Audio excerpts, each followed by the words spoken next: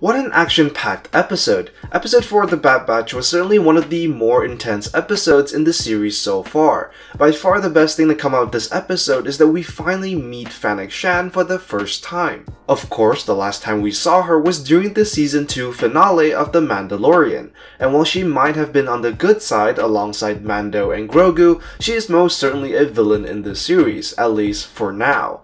In this episode, Fennec Shand is given a really menacing portrayal. There is a certain fear and caution whenever she is on screen and whenever she meets one of the main protagonists. Most likely tasked by the Kaminoans to hunt down Omega, she is presented as a serious adversary to contend with. What I really like about the way Fanuc is portrayed is that whenever we see her without the mask, she appears to have some level of humanity in her. Although, unlike Omega, we are familiar with Fanuc enough to be cautious of her. The show ultimately tries to pull us in by having her display some level of friendliness to Omega, and the way in which she initially attempts to capture Omega is through softer methods, hoping to entice Omega to just willingly come along. However, the moment the helmet goes on, it becomes all business. Fennec, with the mask on, finally reveals the threat that she is supposed to be, the relative ease in which she dispatches Wrecker, and a very close contender when coming up against Hunter just goes to show that she is a force to be reckoned with. But the show is also careful in its portrayal of her, taking care not to deviate too far from her portrayal in The Mandalorian. In The Mandalorian, we get the sense that while opportunistic, she still adheres to a moral code. She tags alongside Boba Fett as thanks for saving her life, and we see this reconfirmed in The Bad Batch when she hands the credit over to the greedy Port Authority despite failing to prevent the Bad Batch from leaving Pantora, so a big props to the creative team for maintaining this consistency. Pantora is a really interesting planet that we haven't really explored before. Pantora, which is the primary moon in orbit around the planet Orto Plutonia, has been mentioned in the Clone Wars before.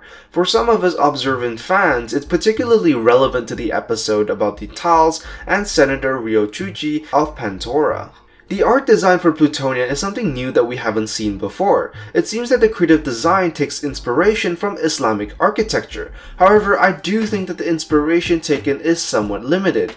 While there are some visual cues to tell us the uniqueness of this location, at the street level it mostly remains the same. It quickly becomes quite generic as the plot moves on, and we kind of forget about the unique architecture that we previously saw when the Bad Batch were landing on the planet. Another really interesting moment is the support the people of Pantora have for the Empire. This really juxtaposes with how the Empire was perceived on Seleucami, where its citizens were much more fearful and cautious of the clones. On Pantora, the opposite is true. We see crowds of people cheering for the clones and celebrating the end of the Clone Wars. This is a really cool detail that has been put into the show. The difference in response to the clones and the Empire just goes to show that depending on which part of the galaxy you're in, the Empire is seen either as an oppressor or a savior. So I'm really excited about where the show goes next. Now that our protagonists have all the supplies they need, it is clear that they will be headed to Idleflor. But not much is known about the planet itself, and with Fennec Shand hot on their heels, the pacing is only going to pick up from here. That's all for today's video. Be sure to like and subscribe for more, and I will see you in the next one. I am the Lost Acolyte, and I have spoken.